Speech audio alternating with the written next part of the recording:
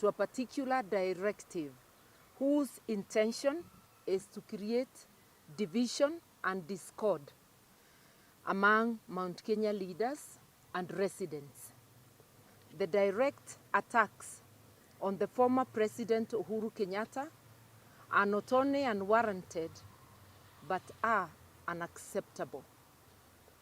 It is notable that Ruto has not called on any other community to rise against each other, except the residents of Mount Kenya, where his regime precipitated an attack on the Kenyatta family farm, Northlands, and has led sustained and justified attacks on the former president, while calling on the leaders of Mount Kenya to rise against each other.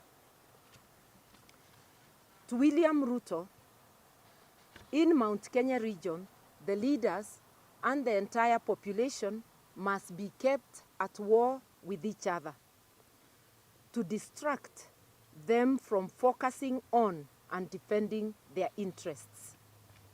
The profiling of Mount Kenya youth as Mungiki must be seen in this light.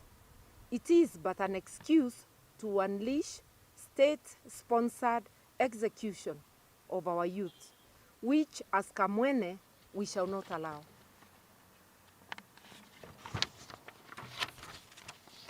We noticed last Friday youth from Kericho County armed with bows and arrows, literally given police cover to attack another community within Sondu area, resulting in serious injuries and death. To our knowledge, no arrests have been made for these heinous crimes. William Ruto's hatred for the people of Mount Kenya is well known and is not new. He is on record as saying that I know you have problems with the Kikuyus, but you don't have as big a problem with them as we do as Kalenjins. But let us get to power first. The directive to his UDA MPs from Mount Kenya region to mount a campaign against other leaders in the region is intentional and an execution of this infamous statement.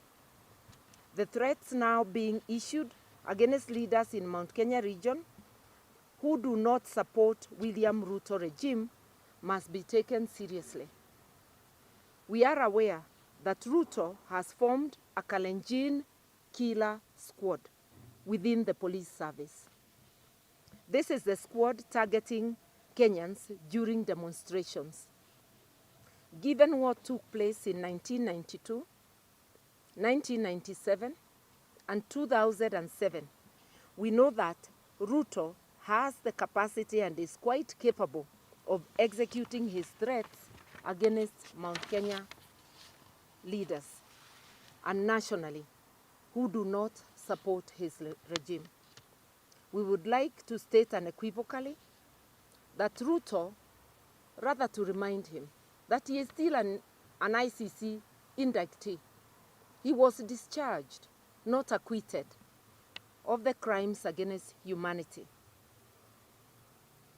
The fact that witnesses were killed did not relieve him of the accusations of crimes against humanity. Majority of the victims of 2007 violence, we remember, are people from the Mount Kenya region. We will not, as Kamwene, allow Ruto to take us back to the 2007-2008 carnage. As Kamwene leaders, we shall not sit idle as Mount Kenya region is cannibalized. We shall continue to advocate for the interests of our people without fear or favor, even as we address national issues. That's the end of the statement.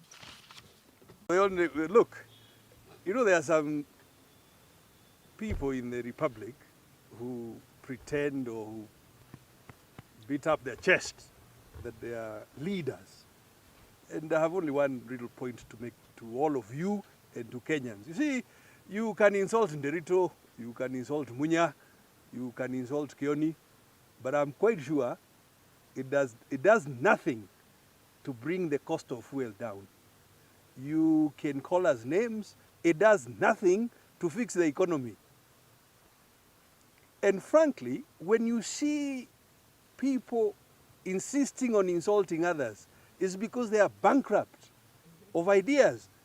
You can try and blame Uhuru Kenyatta or blame Peter Munya or blame Wairia, but you claim to be in office and the purpose of that office is to fix this economy. Do it and let Kenyans enjoy their constitutional rights. Thank you.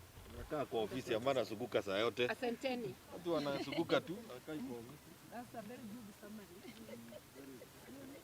Na kesho tuko na mkutano na PMU office. Kesho saa 8. Uje huko. Nimemwalika huko.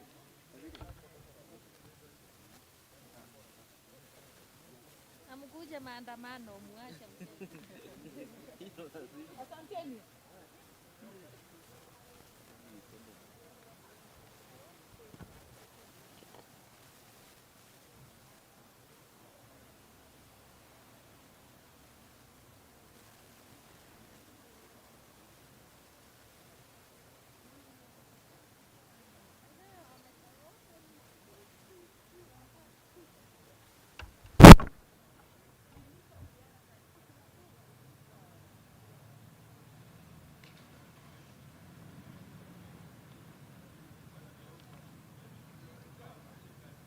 Sehemu ya kudrop